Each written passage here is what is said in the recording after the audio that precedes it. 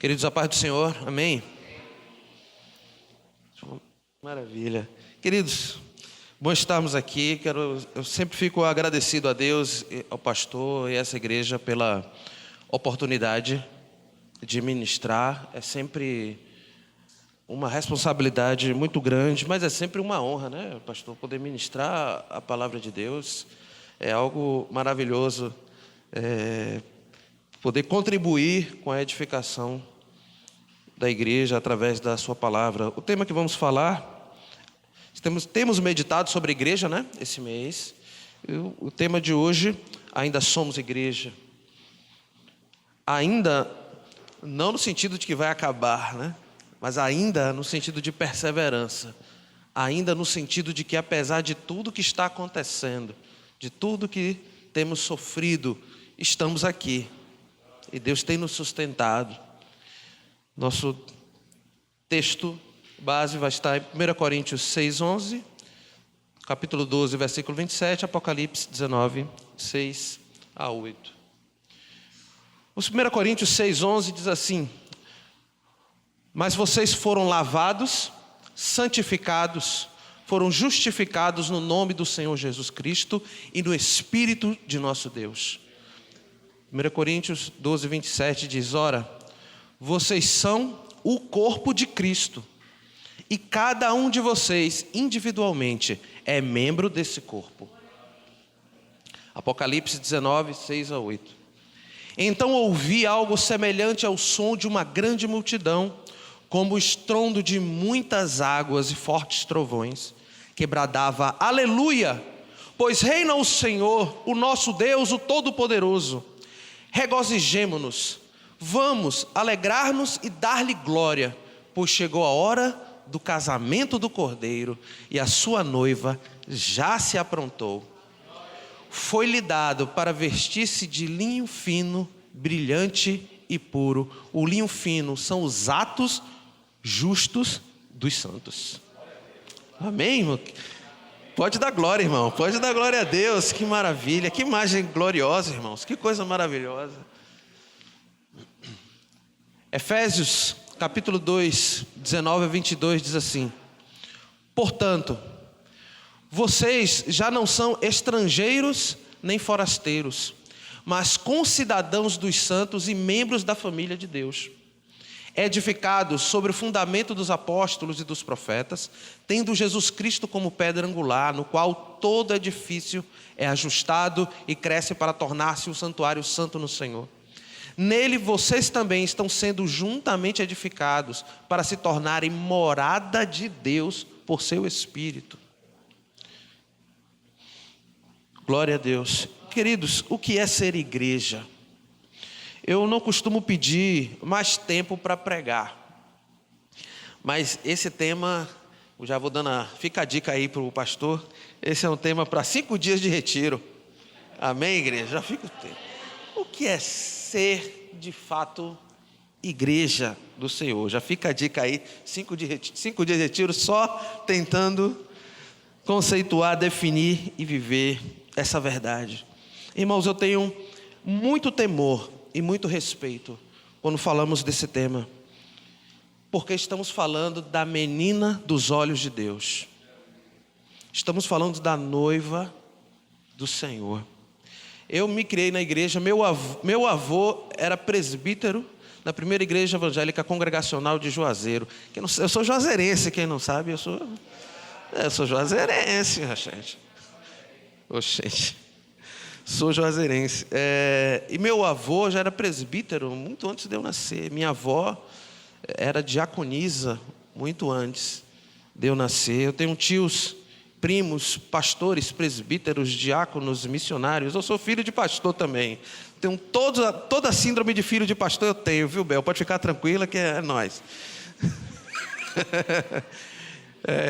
Eu brincava. Minha brincadeira sempre foi também correr pela igreja, estar com os irmãos. Então, estar com os irmãos, para mim, é muito familiar. A igreja é minha segunda pele.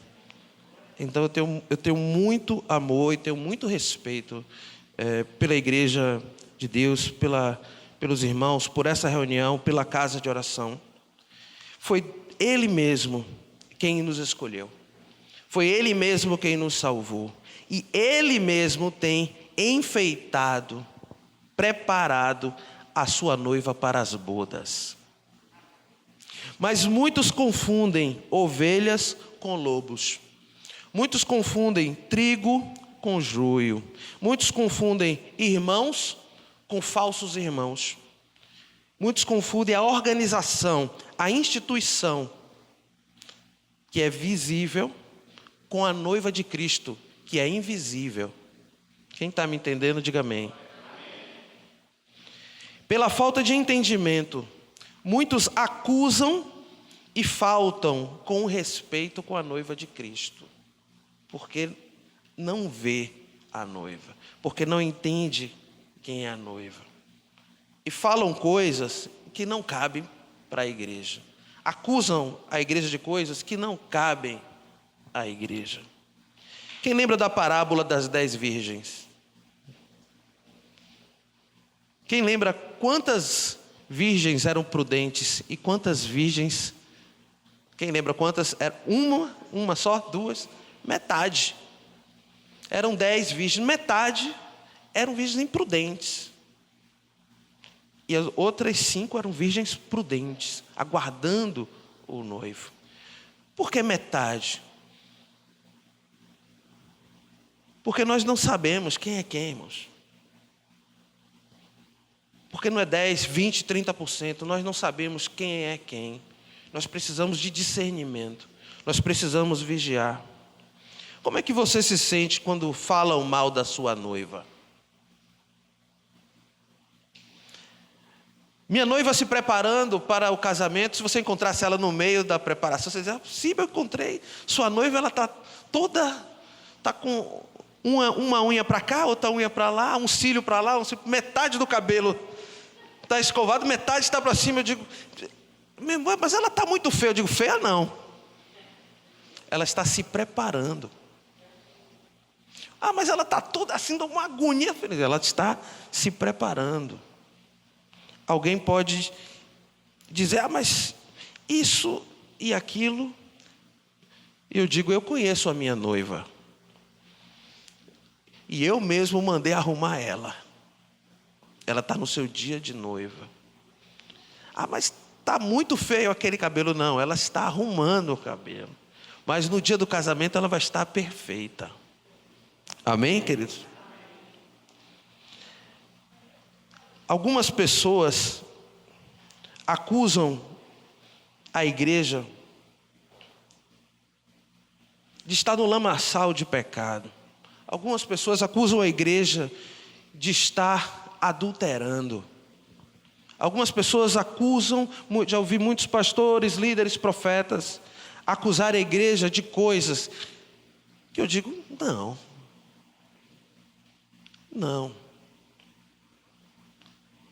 O Senhor mesmo está preparando a sua noiva. O Senhor mesmo está guardando. O Senhor mesmo está preparando, enfeitando a sua noiva. Tem coisas, irmãos, que eu creio que não cabe à igreja. Mas nós confundimos a igreja com falsos líderes que estão ensinando errado. Nós confundimos a igreja com falsos irmãos. Tem coisas que estão acontecendo ao redor da igreja. Tem coisas que estão acontecendo até no meio da igreja, mas você e eu não sabemos, você e eu não percebemos, não discernimos, mas Deus de cima vê quem é a sua noiva e quem não é. Mas algumas pessoas levantam o dedo e acusam a noiva de Cristo de certas coisas que eu não tenho coragem de falar. Eu não tenho coragem de falar de igreja nenhuma, de religião nenhuma, porque você não sabe onde o Espírito Santo vai soprar. Então eu me calo. E tenho muito zelo de acusar a igreja de certas coisas. E já vi profetas levantando e chamando a igreja de Deus de meretriz. Irmãos, não. A igreja de Deus continua sendo a igreja de Deus. A noiva de Cristo continua sendo a noiva de Cristo. Ele continua se preparando. Mas eu estou vendo isso. Você vai continuar vendo muitas coisas, mas Deus de cima sabe quem é quem. Nosso problema é que a gente pensa que Deus é evangélico. Deus não é evangélico. Deus é Deus. E Deus sabe onde estão suas ovelhas. Deus vê todas as coisas. Deus discerne todas as coisas. Mas nós gostamos de misturar. Nós gostamos de classificar. Mas Deus sabe quem é quem. Eu tenho muito zelo de acusar e falar mal da noiva de Deus. Da noiva de Cristo. Ah, Síbel, mas não quer dizer que não vai exortar? E claro que precisa de exortação, irmão. É claro que precisa de conserto. Quantas palavras nós ouvimos aqui durante essa pandemia, irmãos? Quantas chamadas na chincha, né, como o povo diz? Quantas palavras duras. Chega um tempo que eu falei, pastor, eu ia chamar o pastor para conversar. O pastor tem que maneirar aí, pastor, que é muita palavra dura. E eu pensei comigo, não procurei o pastor, não falei nada. E eu pensei comigo, o pastor sabe o que ele ministrou. O pastor sabe o que a igreja recebeu. O pastor sabe o que ele pode cobrar. Amém? A igreja fechou? Fechou a igreja? Ainda estamos aqui. As pessoas que saíram por causa de uma palavra dura? Eu acredito que não. Saíram por outras questões, saíram porque iam sair. Você ainda está aqui. A igreja está mais fraca ou mais forte? Mais forte. Então a igreja precisa de ensino, recebeu o ensino. A igreja precisa de alimento, recebeu o alimento. A igreja precisa de jejum, temos feito jejum. A igreja precisa de oração, tem recebido oração. A igreja precisa de exortação, vai receber exortação. E Deus continua cuidando da sua noiva. E você continua aqui forte. Amém? Recebendo palavra dura e continua se fortalecendo. Corrija o sábio. E sabe o que acontece com ele? Ele fica mais sábio ainda. A igreja precisa sim de exortação. Mas nós vemos, e eu tenho visto muitas vezes pastores cobrando obediência, cobrando compromisso, cobrando santidade, muitas vezes para esconder a sua própria imoralidade e pecado. E cobra da igreja às vezes um padrão, mas é só para disfarçar o seu próprio pecado. Quantas vezes você já não viu isso? Eu já vi. E pastores que falam de santidade, falam de santidade, falam de santidade. Para que as pessoas olhem para ele e vejam uma capinha de santidade, quando na verdade estão escondendo a sua própria imoralidade e os seus próprios pecados. Mas os falsos profetas têm caído, os falsos irmãos têm se afastado, e Deus há de continuar cuidando da sua noiva. Ainda somos igreja. Na piores das perseguições, nas mais densas trevas da idade das trevas, a igreja atravessou, se preparando. Tanto que houveram reformas, houveram avivamentos, mudanças, e ainda somos igreja. E chegou até mim, chegou até você. E continuam existindo falsos cristos, continuarão existindo falsos irmãos, continuarão existindo falsos líderes, você continuará vendo pecado no meio da igreja, mas Deus sabe quem é quem.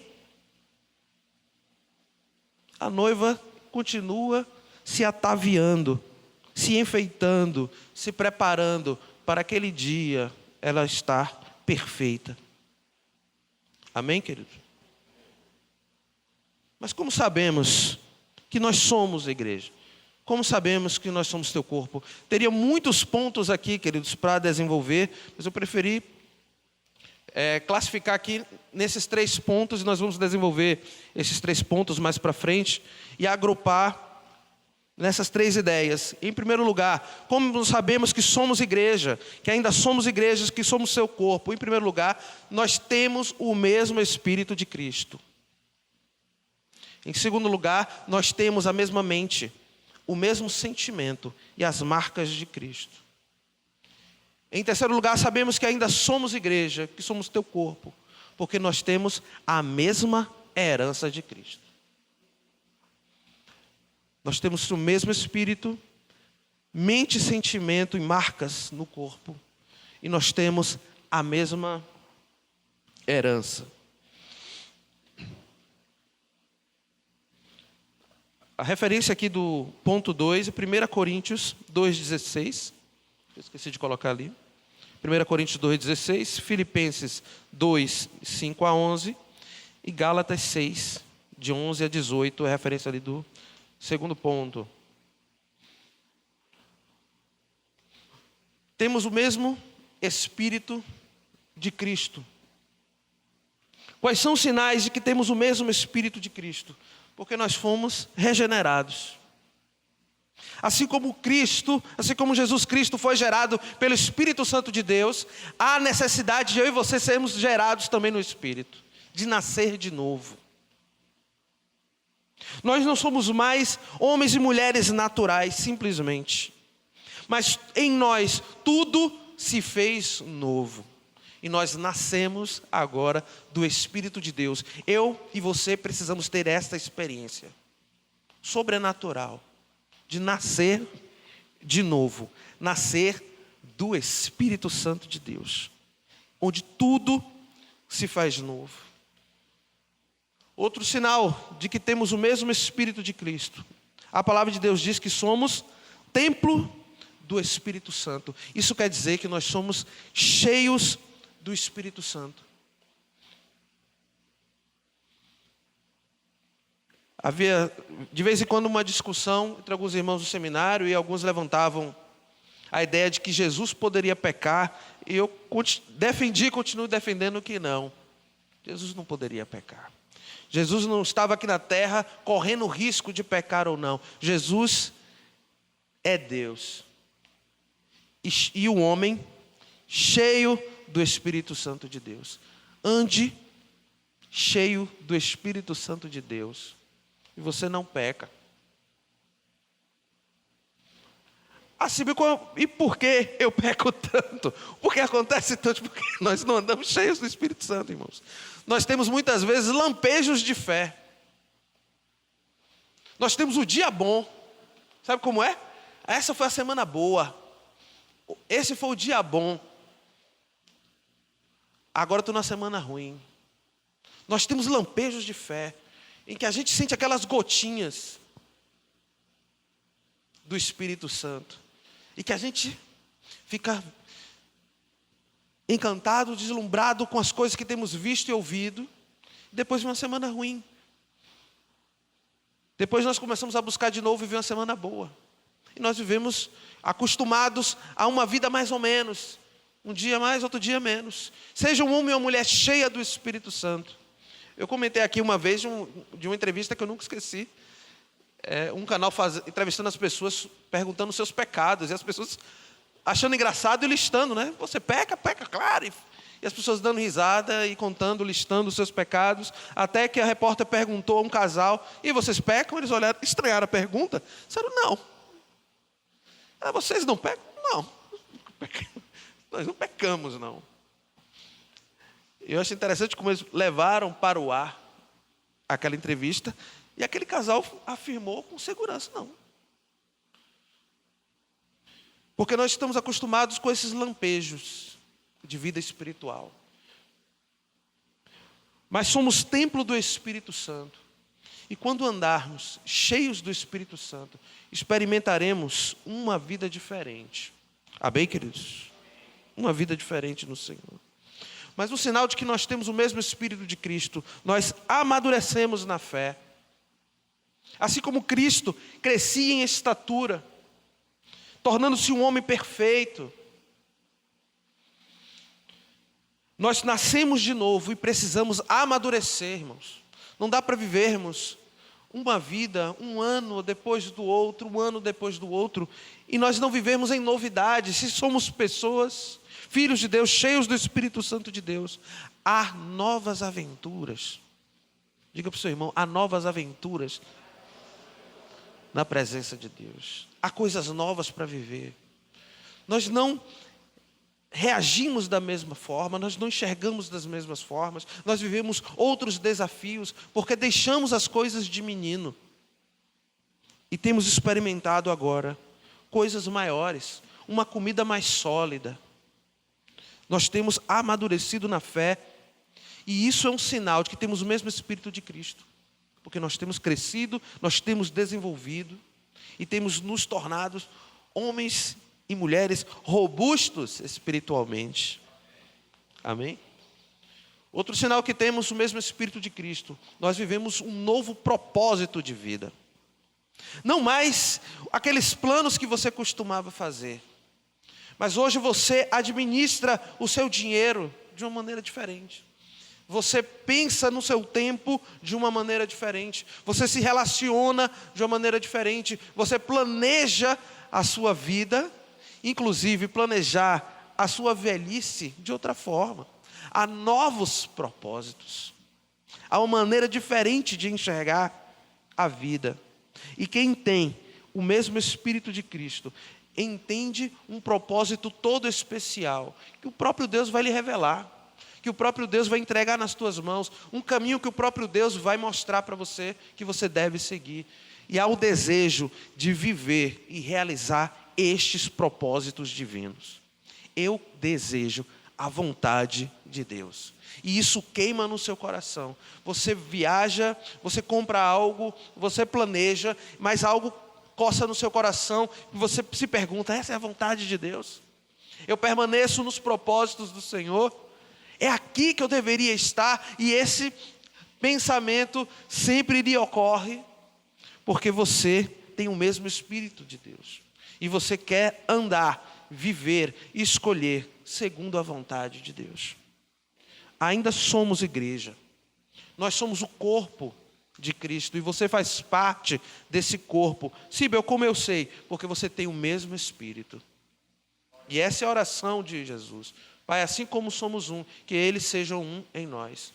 Temos o mesmo Espírito de Cristo.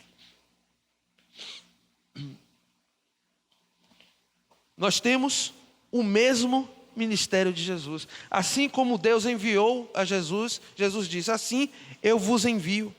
João capítulo 20, versículo 21.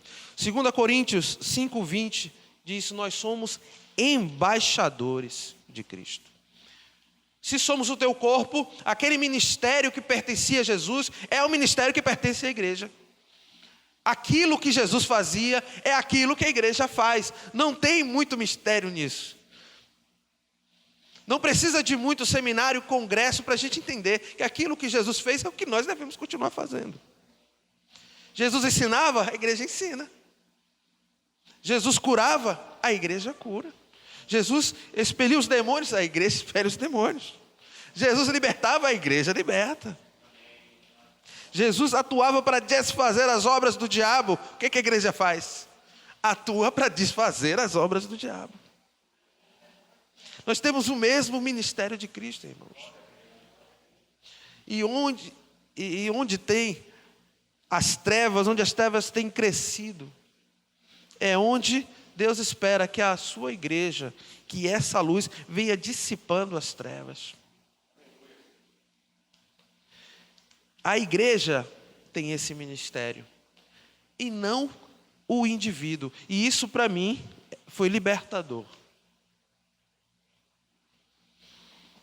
Porque às vezes a gente pensa: não, eu preciso pregar, e eu preciso libertar, e eu preciso curar, e eu preciso... Não, irmãos, quem tem que fazer isso é a igreja.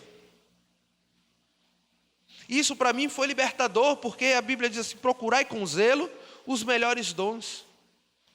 E eu gastava um tempo ansioso, nervoso, procurando os melhores dons. Procurando onde? Em mim. Eu não devo procurar em mim os melhores dons. Eu tenho que procurar na igreja os melhores dons. Porque aquele dom que me falta no meu irmão é abundante. Aquilo que eu não sei fazer, aquele irmão faz aquilo muito bem. E quando eu vejo o irmão Erval e a irmã Esté apresentando aqueles relatórios financeiros, eu digo: meu Deus, glória a Deus, meu Deus, glória a Deus, porque se a igreja dependesse de mim, meu Deus, coitada da igreja, onde estaria a igreja agora? E eu dou glória a Deus todas as vezes. Então eu não tenho que pregar e curar e ensinar e Espírito de Deus, eu não tenho que fazer tudo, irmãos. Quem tem que fazer é a igreja. E quando eu entendi isso, me veio um alívio tão grande. Porque eu tenho que colocar em prática aquilo que Deus já me deu. É só isso. Deus já te deu, agora coloca em prática. Você não tem que buscar todos os dons, você não tem que ter tudo, porque esse ministério não é só seu. Não é consolador isso? É maravilhoso, esse ministério é a igreja. Inclusive, você não é o salvador da igreja. Porque a igreja já tem o seu cabeça, já tem o seu salvador, a igreja já tem o seu noivo. Isso é maravilhoso, irmãos. Eu preciso me concentrar e fazer o melhor daquilo que Deus já colocou nas minhas mãos. Agora, tem gente que nem sabe o que Deus lhe deu. Aí que é um problema. Ou tem pessoas que sabem que Deus já lhe deu e não exerce. Aí é outro problema. Mas eu não preciso ter todos os dons. Porque esse ministério, Deus o deu à igreja. Então, como sabemos que ainda somos a sua noiva, que somos igreja, nós temos o mesmo ministério de Jesus. É isso que a igreja tem que fazer. E nós vemos muitas igrejas gastando tempo com muitas coisas, se esforçando com muitas coisas, com muitas reuniões, com muitas estratégias, que não tem lá muito a ver, muitas vezes, com o ministério que Jesus está fazendo. Vamos nos concentrar essencialmente. Não digo que a gente não possa fazer outras coisas, mas essencialmente nós precisamos realizar aquilo que o próprio Jesus realizou e continua realizando através das nossas vidas. Em segundo lugar, nós somos igreja porque temos a mesma mente. A palavra de Deus diz que nós temos a mente de Cristo. 1 Coríntios 2,16. A palavra de Deus diz: tende o mesmo sentimento que houve em Cristo Jesus. Filipenses 2, de 5 a 11. O apóstolo diz: eu trago no meu corpo as marcas de Cristo. Gálatas 6, 11 a 18. E como resumir isso aqui para os irmãos? Eu pensei em um exercício. Como ter a mesma mente, o mesmo sentimento que Cristo? Descobrindo o que Deus ama e o que Deus detesta. Tem coisas que Deus ama profundamente e tem coisas que Deus abomina. E a lista é grande. Tem coisas aqui que você vai lembrar que eu não coloquei, mas coloquei algumas coisas aqui que vale a pena refletirmos.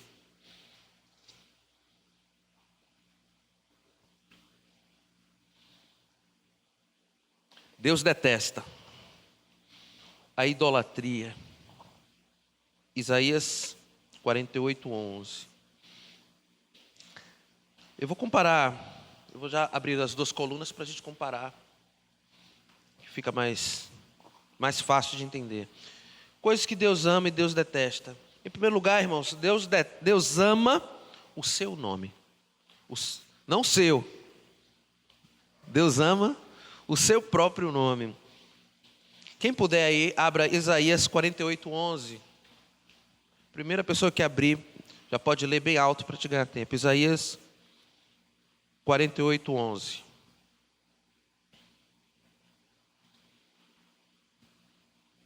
Quem achou pode ler.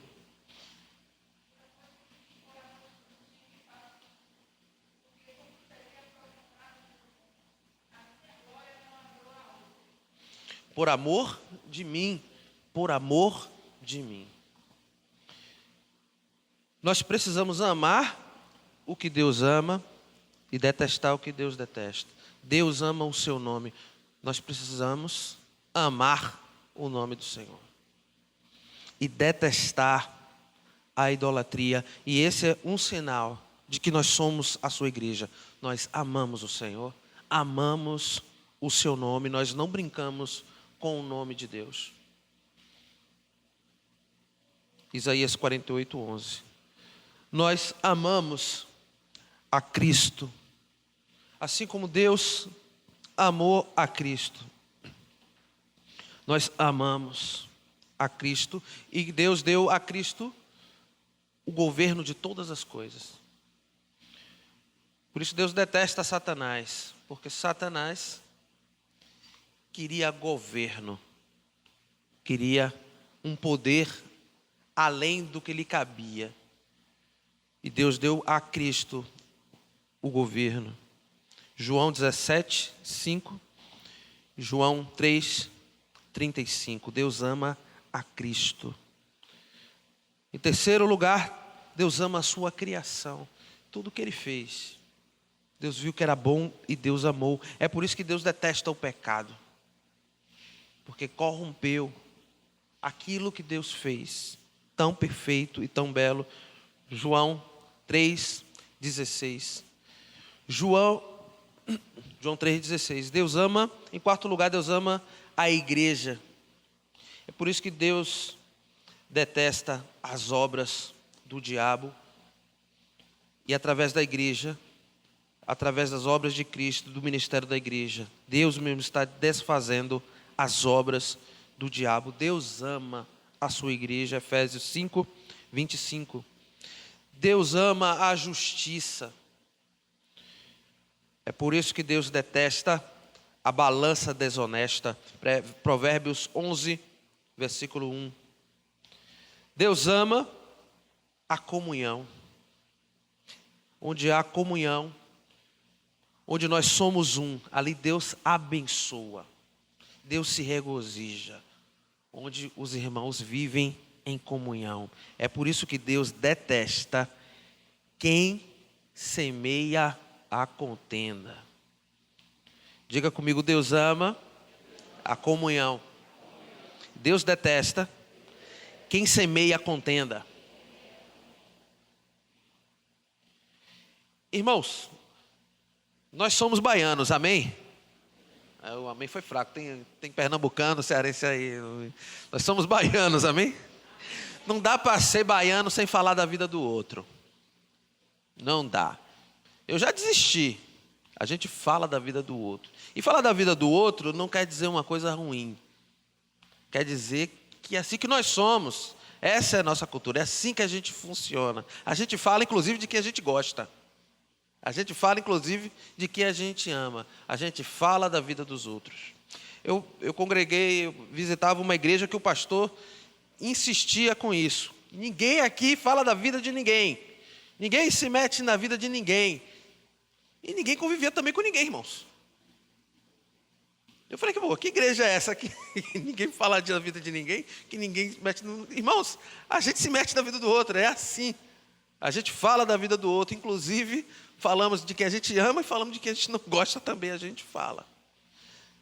Então, eu não luto contra isso, eu tento entender. Inclusive, eu trabalhava num centro de assistência social. Uma das coisas mais importantes que acontecia na comunidade era justamente as mães que ficavam de olho do filho dos outros. Porque a mãe não via, o menino saía por ali, saía por lá, cadê? Quando não viu, o que aconteceu, quem foi? Então tinha essa rede na comunidade que alguém sempre viu o que estava acontecendo. E era uma forma da gente manter o controle de onde as crianças estavam, porque alguém estava sempre olhando. Então eu aprendi a não criticar e tentar entender. É assim que a gente funciona. Nós nos envolvemos, a gente quer saber do outro, a gente quer falar do outro. Agora tem pessoas, irmãos, que são maledicentes. Tem pessoas que semeiam a contenda. Tem pessoas que têm um espírito maligno de inveja, de ciúme, e semeiam uma sementinha ali, só para ver o circo pegar fogo depois. E é difícil discernir isso. Então tenhamos muito cuidado, porque nós somos pessoas que temos essa cultura de falarmos uns dos outros, de comentarmos sobre a vida uns dos outros, de querer saber do outro. Mas facilmente, quando há malignidade no coração, quando há maldade no coração, uma sementinha vai ficando pelo caminho. Então, muito cuidado, que Deus nos dê sabedoria e que Deus possa tocar com a brasa viva as nossas bocas para abençoar. Mas se quiser falar de mim, pode falar de mim. Pode falar de mim, fale coisas boas e ore por mim. Mas eu entendo que é assim que a gente funciona, assim que nós somos. Nós gostamos de falar da vida dos outros, principalmente daquelas pessoas que nós amamos. Outra coisa que Deus ama é a verdade. O texto que sobre comunhão e contenda é Provérbios 6, 16 a 19. O mesmo texto para a verdade e mentira. Deus ama a verdade e Deus detesta a mentira. Provérbios 6, 16 a 19. E a Bíblia diz que Deus abomina o divórcio. Se Deus abomina o divórcio, Malaquias 2,16, é porque Deus ama o casamento. E Deus abençoa o casamento. E que bênção é o leito sem mácula. Que bênção é um homem, uma mulher que se torna um e vivem na presença de Deus. E aquilo simboliza a união da família de Deus. É sempre um testemunho para o mundo. Nós temos nos tornado muito insensíveis para o divórcio. E nós temos perdido um pouco o nosso amor pelo casamento. Mas isso é algo que Deus ama e nós precisamos amar o casamento. Nós precisamos detestar o divórcio. Porque nós somos a igreja de Deus. É claro que coisas acontecem como consequência do pecado, como consequência do erro.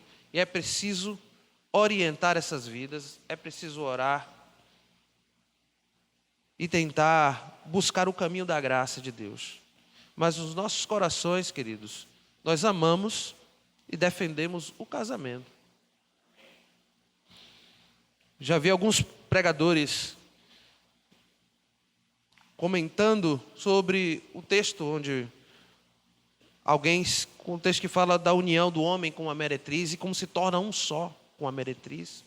E alguns pregadores debatem como ali um homem que se une à meretriz, como ali é um ritual, como ali é um culto à carne, como aquilo glorifica Satanás.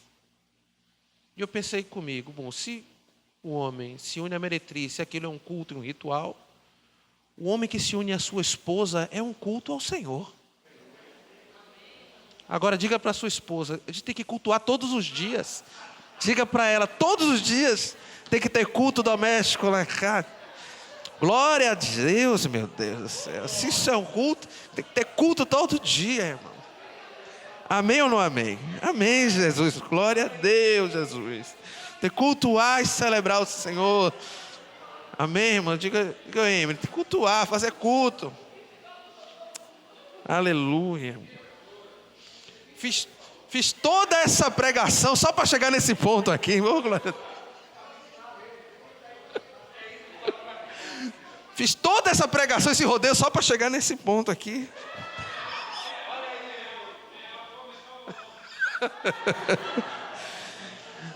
Aleluia. Aleluia, glória a Deus. Deus é maravilhoso. Tem que cultuar mais em casa, irmãos. Amém ou não amém? Amém. Mas é maravilhoso, irmão. Você está em casa e você tem paz na sua casa, você tem tranquilidade, você tem seus filhos, você está com... Então que Deus, eu não sei qual é o estado que está a sua casa, eu não sei qual é a sua condição, mas bote a sua vida diante de Deus. Nós temos um padrão bíblico, mas nós temos muitos casos diferentes. Procure o pastor. Sente, pastor, eu sei que o padrão bíblico é esse aqui. Olha, sente aqui comigo, pastor, me oriente, porque a minha condição atualmente é esta e esta. E eu quero viver essa graça de Deus. O que eu preciso fazer hoje para viver esta graça também? Porque temos casos diferentes na igreja, em tantos lugares. Mas se você ama o casamento, procure o pastor. Pastor, nossa condição atual é essa, a minha condição pessoal é essa. Não sei se você é casado, solteiro, viúvo, divorciado, eu não sei. Mas o que eu estou lhe ensinando hoje é: ame o que Deus ama e deteste o que Deus detesta. Procure o pastor e diga: pastor, essa é a minha condição e eu quero amar o que Deus ama. e quero detestar o que Deus detesta. O que o Senhor me orienta? Vamos orar, vamos jejuar, porque eu quero viver essa graça. Amém, irmão? Mas procure orientação, procure o pastor. Nós somos a igreja de Deus. Nós somos a sua noiva. Por quê? Porque temos a mente de Cristo, temos o mesmo sentimento. Nós amamos o que Deus ama e nós detestamos o que Deus detesta. Por isso somos a sua noiva. Por último, irmãos, nós somos a noiva, ainda somos a igreja, porque nós temos a mesma herança de Cristo. E isso é maravilhoso, e isso é glorioso. Assim como Jesus ressuscitou, Ele nos ressuscitará também. E isso é o que te aguarda. Isso é o que te espera. Da mesma forma como Cristo venceu, como Cristo ressuscitou, nós ressuscitaremos. 2 Coríntios 4:13. Romanos 8:32 diz: Ele nos dará consigo todas as coisas. Veja, irmãos, aquilo que o próprio Deus tem entregado a Jesus, Ele tem compartilhado conosco. Olha que coisa maravilhosa, querido, que coisa gloriosa. O que nos aguarda, estar com o Senhor, e junto com Ele, queridos, temos todas as coisas. Junto com o Senhor, 2 Timóteo 2:12, com Ele também reinaremos. E junto com o Senhor, nós teremos a vitória sobre Satanás. Romanos 16:20, e veremos Satanás debaixo dos nossos pés. E todas as heranças de glória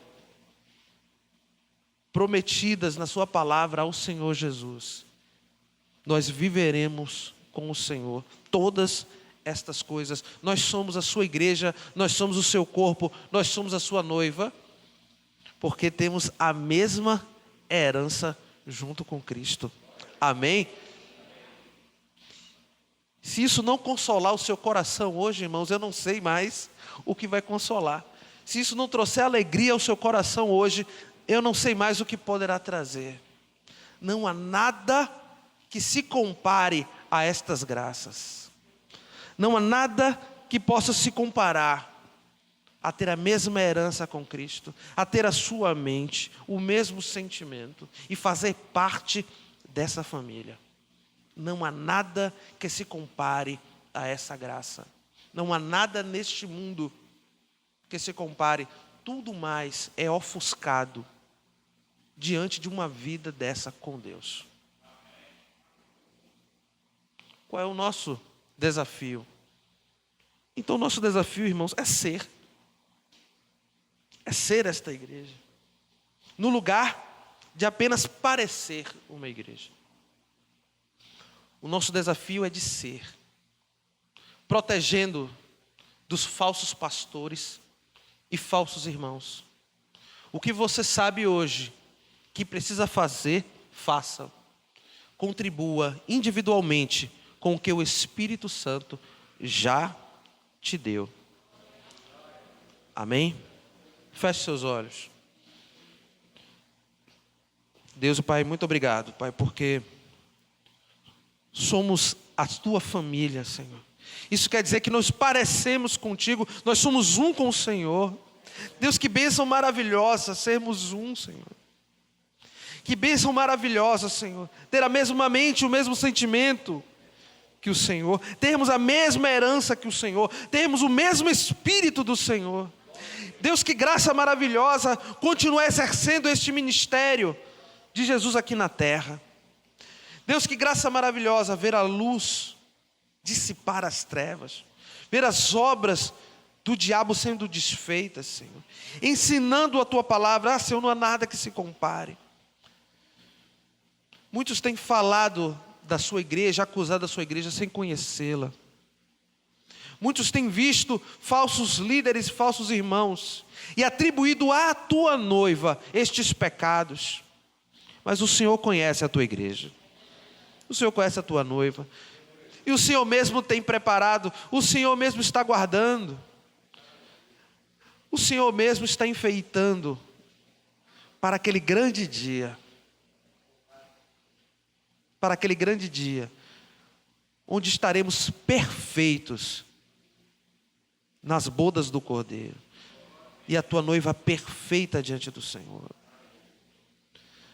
Ah, Deus, nós queremos nos esforçar mais para não simplesmente parecer igreja, mas ser de fato a tua igreja, teus braços e pernas aqui na terra.